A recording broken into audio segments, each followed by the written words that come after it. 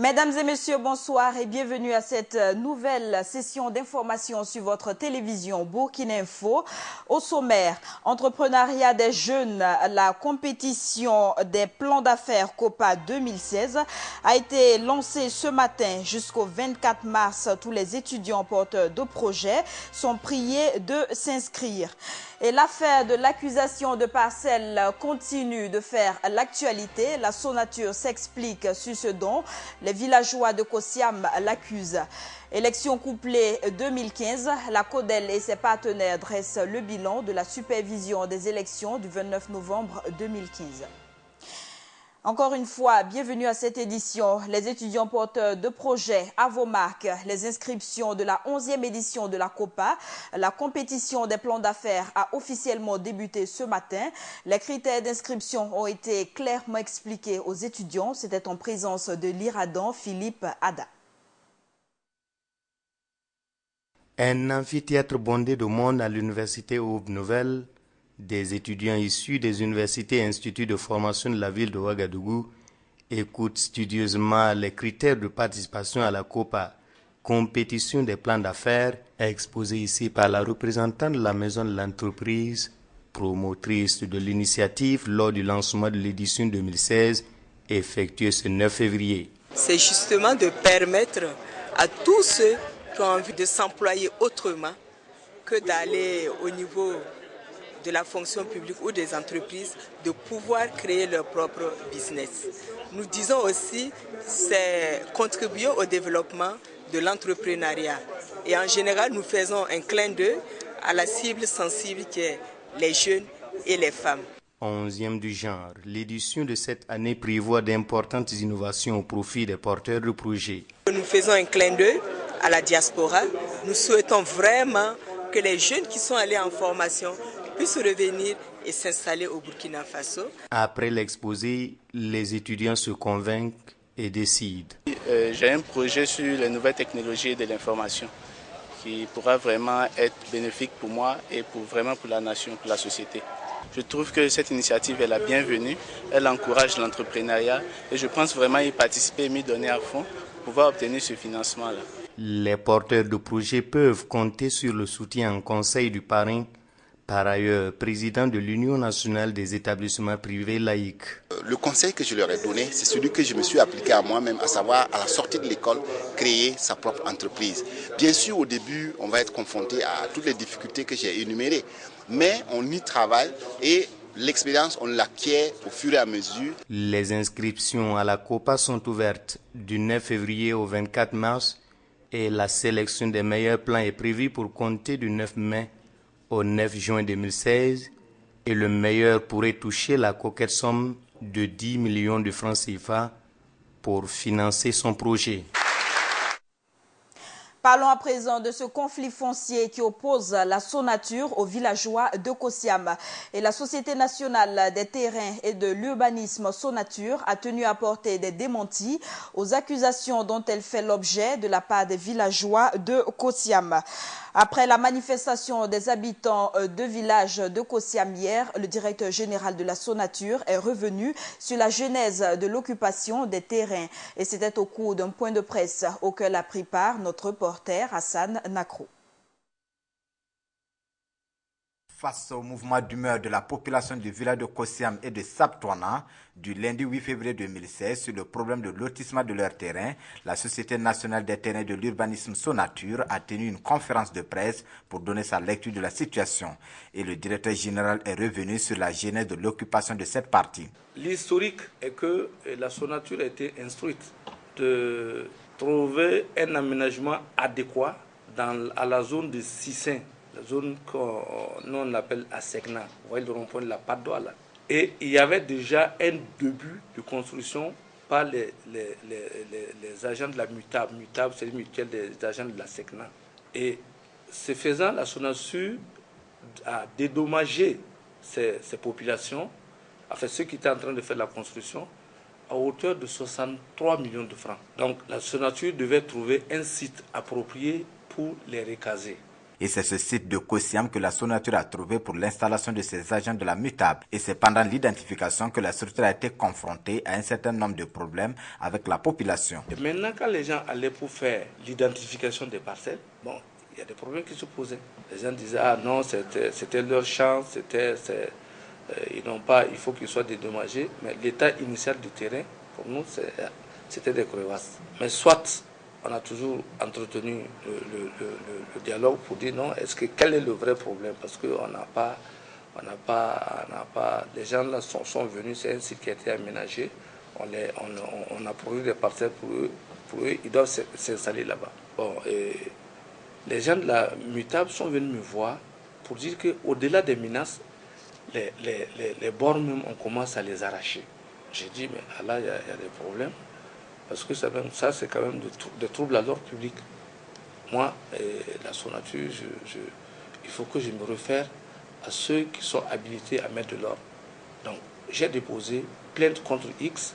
À l'issue de cette plainte, des personnes ont été interpellées et incarcérées à la maison d'arrêt de correction de Ouagadougou. Chose d'ailleurs qui a poussé la population à sortir et demander leur libération.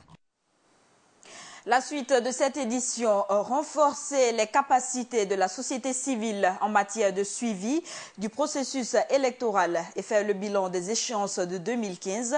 C'est l'objectif visé ce matin par un atelier organisé par la CODEL. Cette rencontre axée sur la capitalisation de la contribution de la société civile a été à la réussite des élections, a réuni plusieurs partenaires et membres de la CODEL. Le reportage est signé Viviane Bama. Faire le bilan de la participation des organisations de la société civile à l'observation des élections couplées du 29 novembre 2015, c'est ce qui réunit ces différents acteurs ce 9 février à Ouagadougou à travers un atelier de capitalisation de la contribution des OSC à la réussite des élections couplées. Nous devons faire le bilan, voir ce qui a marché, nous en féliciter, capitaliser, mutualiser avec notre peuple et voir aussi nos faiblesses pour renforcer nos capacités. C'est ce qui explique effectivement le sens de notre rencontre de ce matin. Également acteur majeur dans cette observation des élections, auprès de la Convention des organisations de la société civile pour l'observation domestique des élections CODEL, l'Union européenne a également fait ses observations. Vous engagez aujourd'hui dans le cadre de cet atelier un travail de réflexion indispensable pour l'avenir des institutions burkinabées et si votre rôle a été central tout au long du processus électoral, il le reste pour permettre une modernisation constante des textes et des institutions et leur application dans un état de droit dont vous êtes les acteurs et en partie les garants. Pour le président de la CENI, c'est avec satisfaction qu'il apprécie le travail abattu par la CODEL. D'où l'intérêt accordé à cet atelier, auquel participent d'ailleurs le Sénégal et la Tunisie. Ce qui nous a été donné de voir avec le déploiement des observateurs de la CODEL lors des élections présidentielles et législatives couplées du 29 novembre 2015 est objectivement constructif pour notre démocratie et doit par conséquent être capitalisé. L'expérience que le Burkina Faso veut capitaliser à l'issue donc des élections de novembre 2015 est bonne à savoir et à vivre, en ce sens que celle-ci porte le sceau de l'engagement fort et sincère de l'ensemble des parties prenantes. Quant aux différents partenaires techniques et financiers, ils ont réaffirmé leur soutien pour les prochaines activités, notamment celle des élections municipales du 22 mai prochain, d'où la présence d'ailleurs du ministère en charge de l'administration territoriale. Et la déclaration de politique générale du Premier ministre Paul Kabatieba continue de susciter de vives réactions. Les engagements pris par le chef du gouvernement sont réalistes et réalisables. Selon l'économiste André Richard Ouedraogo du CAPES, pour lui, cette relance économique ne sera possible qu'à deux conditions. Des précisions avec Viviane Bama. Lors de sa déclaration de politique générale prononcée le 5 février 2016, le Premier ministre burkinabé Paul Kabatieba annonçait une batterie de mesures socio-économiques devant permettre le redressement économique du pays. Pour l'économiste André Richard Ouedraogo du Centre d'analyse des politiques économiques et sociales CAPES, ce discours, au-delà des promesses faites, est pour le moins réaliste et réalisable. Je pense que ce n'est pas très sorcier d'avoir d'annoncer ces batteries de mesures. pour un pays en développement, à la recherche, en tout cas qui sort d'une crise institutionnelle. Je pense que le mérite appartiendra à chacun de contribuer au succès de l'ensemble de ces batteries de mesures. Par ailleurs, le Premier ministre annonçait sa volonté d'inscrire le Burkina Faso dans le top 10 des pays au climat propice aux affaires. Je vous rappelle que le Burkina a été le premier pays réformateur de l'Afrique de l'Ouest. Au jour d'aujourd'hui, le Rwanda, qui a poursuivi ses mécanismes de réforme dans le programme Doing Business, est parmi les 10 premiers sur le continent. Mais le redressement économique annoncé par le Premier ministre ne sera possible qu'à 2 conditions majeures, selon l'économiste averti. La question de la gouvernance dans la qualité et la question de la justice et de l'équité. La justice au sens large avec l'ensemble des institutions et des mécanismes et les règles du jeu que l'on met en place pour un dispositif de veille au respect de l'ensemble de ces règles du jeu-là. L'économie fonctionne sur des règles, la politique également, mais si malheureusement ces règles ne peuvent pas être appliquées, il va de soi que nous allons continuer dans un sous-développement végétatif qui ne nous amènera pas loin. Même s'il reste confiant du redressement économique du Burkina, André Richard Ouédraogo reste tout de même prudent. Au-delà des promesses faites, il reste convaincu qu'en plus de l'aspect financier, il y a aussi des efforts humains à réaliser. Et les partis politiques réagissent aux engagements pris par le Premier ministre Paul Kabatieba durant sa déclaration de politique générale. Pour le mouvement de libération nationale Burkina Faso MLN-BF de Françoise Toé, c'est au pied du mur qu'on reconnaît le maçon. Le parti de Françoise Toé se réjouit tout de même de voir que les propositions des autres candidats à l'élection présidentielle ont été considérées. Autre réaction, c'est celle de l'Union pour le progrès et le changement UPC. Le secrétariat exécutif national de l'UPC juge peu satisfaisant la politique générale du Premier ministre. Ils ont aussi apprécié positivement la position du groupe parlementaire UPC qui a voté abstention. Le Parti du Lion a estimé la présentation du Premier ministre peu vague, très vague et très évasive. Et nous poursuivons cette édition avec le rapport public 2014 de la Cour des comptes qui a été remis hier au président du Faso. Le document très accablant relève beaucoup d'irrégularités, parmi lesquelles la prise en charge salariale d'agents fictifs de plusieurs sociétés, le non-respect des textes en matière d'octroi d'avance sur salaire, le déblocage tardif des appuis budgétaires au profit des fonds. Des précisions avec l'Iradon, Philippe Ada. La mission de la Cour des comptes est le contrôle de la gestion des finances publiques et à ce titre, la société a le droit de demander compte à tout agent public de son administration. En effet, au cours de l'année 2014, le rapport public du contrôle de la Cour des comptes s'est attablé sur la gestion du Fonds de développement de l'élevage FODEL, exercice 2010, 2011 et 2012. Les constats de la Cour dans cette société mettent à nu plusieurs manquements, notamment la prise en charge salariale de 2 agents qui ne relèvent pas du personnel de la dite structure, l'octroi de gratification de fin d'année aux agents, le non-respect des textes en matière d'octroi d'avance sur salaire, le déblocage tardif des appuis budgétaires au profit du fonds. À tous ces manquements, la Cour des comptes a recommandé de remédier. Le contrôle de la Cour des comptes a également concerné la gestion du centre Mirage et à ce niveau, la Cour a fait des recommandations au fait de procéder à la fermeture de tout compte ouvert au profit d'un projet à la fin de ce projet. Respecter les dispositions relatives à l'ouverture de comptes autres que le compte trésor, c'est-à-dire requérir l'autorisation préalable du ministre en charge des finances. La suggestion de la Cour des comptes sur ce point est de travailler à rendre efficaces les structures par une bonne gestion des finances à elles allouées. Outre ces 2 structures, il y a le contrôle du Fonds national pour la promotion du sport et loisirs, ceux de la gestion des ambassades du Burkina Faso à Copenhague, à Brasilia et à Addis Abeba, où les manquements concernent des lettres de mission et de contrats d'objectifs au personnel, le non-respect des frais médicaux au profit des diplomates, entre autres. Et contrairement aux allégations de l'ancien Premier ministre Yacouba Isaac Zida, les écoutes téléphoniques entre Guillaume Soro et Djibril Bassolé n'ont pas été authentifiées. Le démenti a été apporté hier par le tribunal militaire. Le point des personnes incarcérées dans le cadre du putsch a aussi été communiqué. Cheikh Omar Bandogo, reportage.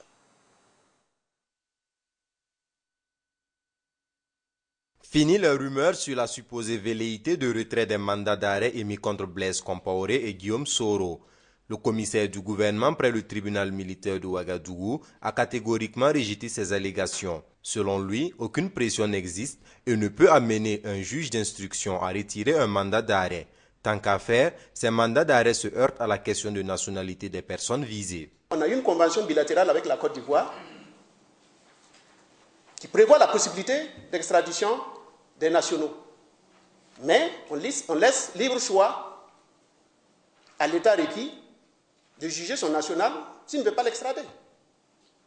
Ça, c'est compris dans une convention. Nous avons signé, c'était en 2014.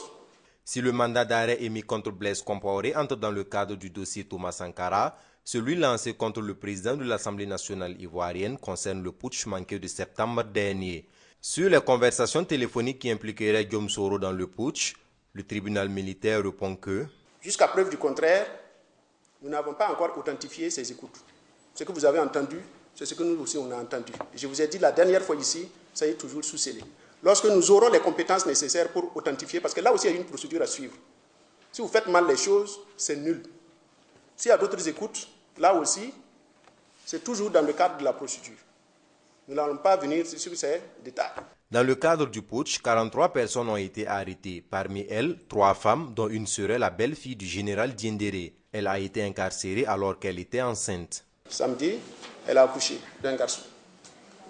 Il se trouve à la clinique Moussa Kone. Elle se porte bien. Le jour où les juges d'instruction vont estimer qu'il convient de la libérer, on va la libérer. Ce n'est pas parce qu'on a un enfant qu'on ne peut pas rester. Et si elle était condamnée? Selon le lieutenant-colonel Norbert Koudougou, il n'y a pas que les écoutes qui sont versées au dossier. L'enquête étant en cours, le silence est le maître mot. Rendez-vous est donc pris pour le jour de l'audience. L'étude sur le renforcement de la gouvernance dans les missions des forces de défense et de sécurité, commanditée par le PNUD, a été validée aujourd'hui à Koudougou. L'étude a été menée par la cellule du projet de renforcement de la gouvernance politique. L'atelier prévu jusqu'au 12 février a réuni les hommes de tenue et les acteurs de la société civile. Gaël Rodrigue nous en dit plus. Dans le but de mettre fin aux insuffisances et améliorer la gouvernance au sein des forces de défense et de sécurité, le programme des Nations Unies pour le développement à travers le projet de renforcement de la gouvernance politique a commandité une étude sur le renforcement de la gouvernance au sein des missions de défense et de sécurité. Et l'atelier de Koudougou vise à valider cette étude. Nous avons reçu un fonds de la part du gouvernement japonais qui s'élève à 3 millions de dollars en vue justement du renforcement de l'état de droit au Burkina Faso et de l'accès des pauvres à la justice. C'est dans ce sens-là qu'une série d'activités est menée. Et avec les forces de défense et de sécurité, il y a bien sûr déjà eu des activités concernant l'appui au fonctionnement, mais cette fois-ci, il s'agit d'élaboration d'études pour le renforcement en fait, des capacités de ces écoles en matière de droits de l'homme et bien sûr la gouvernance interne.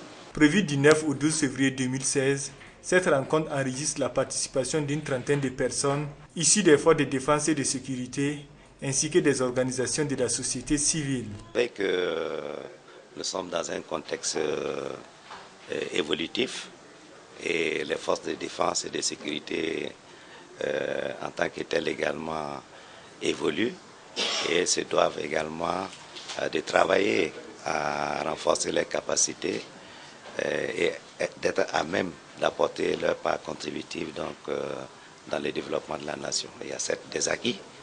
Ce n'est pas la première réforme au sein des forces de défense et de sécurité. Et nous pensons que les débats qui seront menés ici, ainsi que les différentes études qui ont été réalisées, peuvent servir de support à la société civile pour mener un certain nombre d'informations, pour mieux faire connaître les missions des forces de défense et de sécurité et également contribuer à un rapprochement et une bonne collaboration entre les populations et ces forces de défense et de sécurité.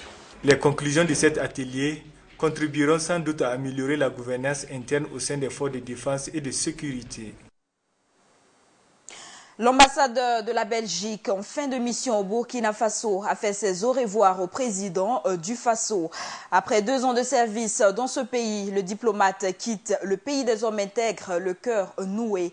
Rochma Christian Kaboré a aussi reçu cet après-midi la chef de la mission d'observation de l'Union européenne, Cécile Kachetou Kienge. Compte rendu, Joël Zoundi. Philippe Hertz, ambassadeur de la Belgique au Burkina Faso, en fin de mission, après 2 ans passés au pays des hommes intègres, reçu par le président du Faso, Rochma Christian Kaboré. Au menu des échanges, le bilan et les perspectives de la coopération. La gorge nouée, le diplomate belge confie que c'est avec regret qu'il quitte le Burkina, frappé par la limite d'âge, car il retourne en Belgique pour faire valoir ses droits à la retraite. Après 2 ans et 2 mois de service en tant qu'ambassadeur du Royaume de Belgique auprès des autorités burkinabées, c'est pas du tout un plaisir, j'ai plutôt la tristesse de devoir quitter ce pays. Et garde cependant un bon souvenir du peuple burkinabé. Je dirais en premier lieu, ce sont les hommes et les dames de ce pays, pays des hommes intègres, des dames intègres, qui touchent. Puis c'est sans doute aussi tout ce qui se passe. Vous n'êtes jamais sans travailler. J'ai constaté déjà ça.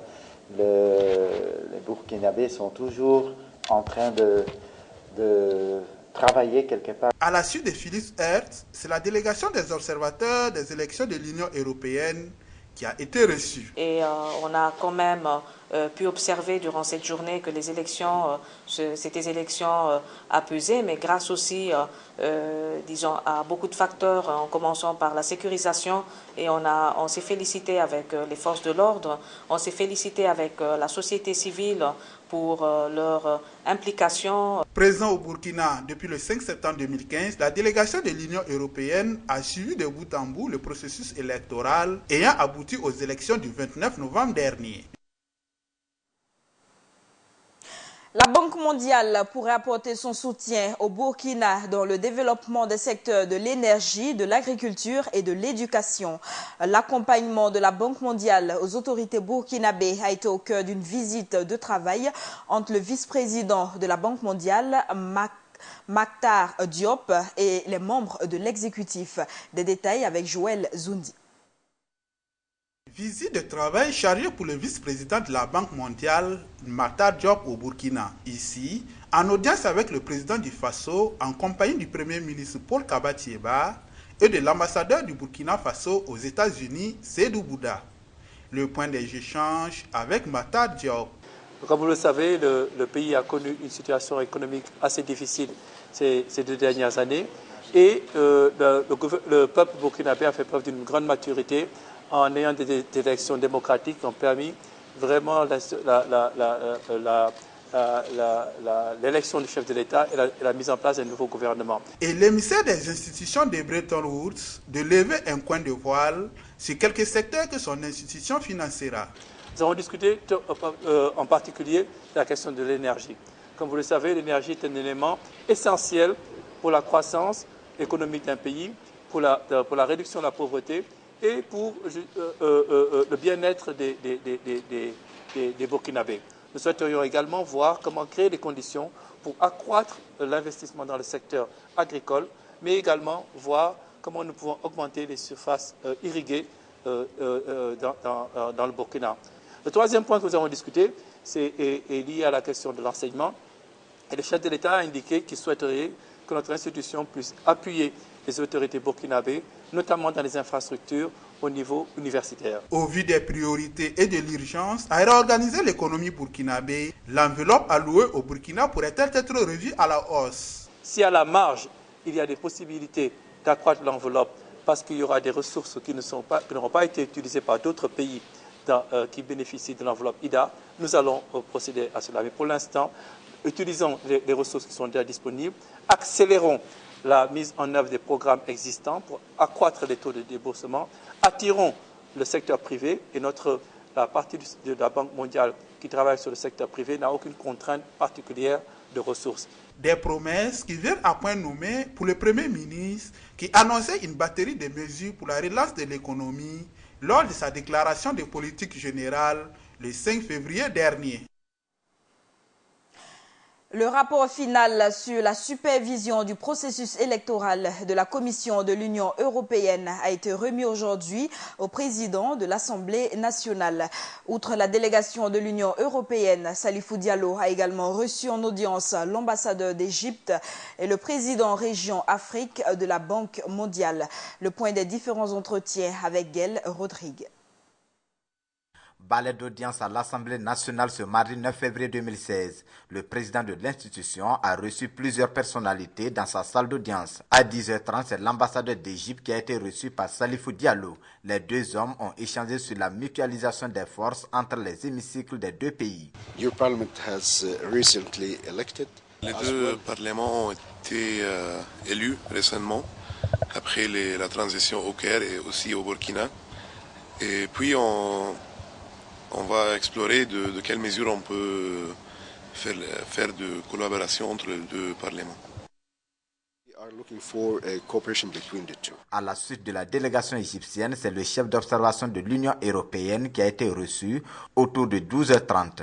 Elle est venue présenter son rapport d'observation des élections couplé du 29 novembre 2015 au président de l'Assemblée. Aujourd'hui, on a remis le dernier rapport qui contient les recommandations de notre travail. Comme mission d'observation, on a fait un travail capillaire, un travail très profond sur le terrain et les résultats et les recommandations qui sont contenues dans ce rapport ont été remis aujourd'hui au président de l'Assemblée nationale. Dans la soirée, le président de l'Assemblée nationale a reçu la visite de la Banque mondiale. Pendant près de 2 heures, le vice-président de la Banque mondiale, Mokhtar Diop, et Salifou Diallo ont discuté des modalités d'accompagnement du Burkina par la Banque mondiale. Donc nous avons décidé de revoir les priorités que le gouvernement s'est fixées et d'utiliser la partie qui n'a pas encore été allouée à des projets spécifiques au secteur prioritaire. Il s'agit notamment de voir comment la construction d'une centrale électrique qui permettrait de réduire le déficit de production énergétique du Burkina. C'est une question, ce sera une des conclusions importantes de ma visite, d'allouer toutes les ressources disponibles dans notre portefeuille pour pouvoir financer l'énergie et réduire le déficit budgétaire, le déficit énergétique. À Ankura Mokhtar Diop, son institution va augmenter les ressources financières allouées aux projets agricoles du Burkina afin de créer beaucoup d'emplois par le biais de l'agriculture. Poursuivons cette édition avec d'autres informations. Hors de chez nous, le procès sur l'assassinat du général Robert Guéhi continue en Côte d'Ivoire. Le jugement évolue de révélation en révélation. Jura Guéhi, le fils du général Robert Guéhi, a relevé ce mardi que l'autopsie a démontré que son père a été noyé avant d'être assassiné. Avant lui, Pascal Affi-N'Guessan, Premier ministre au moment des faits, soit en 2002, a été entendu par les juges. Il a insisté sur le fait qu'il ne s'est jamais occupé des questions militaires. Et le procès a été renvoyé au lundi avec la comparution d'autres témoins. Autre information, la journée sans presse décrétée par la presse guinéenne a été respectée ce mardi dans tout le pays. Aucune parution des journaux et les radios privées sont restées silencieuses. Cela en vue de protester contre l'assassinat du journaliste Mohamed Diallo à Conakry. Et même la radio d'État a été solidaire aux autres médias, rappelant que Mohamed Diallo a été tué devant le siège de l'Union des forces démocratiques de Guinée vendredi lors d'altercations entre des partisans du président du parti Cellou Dalein Diallo et de son premier vice-président Bahouri. Et nous sommes au terme de ce journal. Merci à vous qui l'avez suivi et l'information continue sur le www.burkineinfo.tv.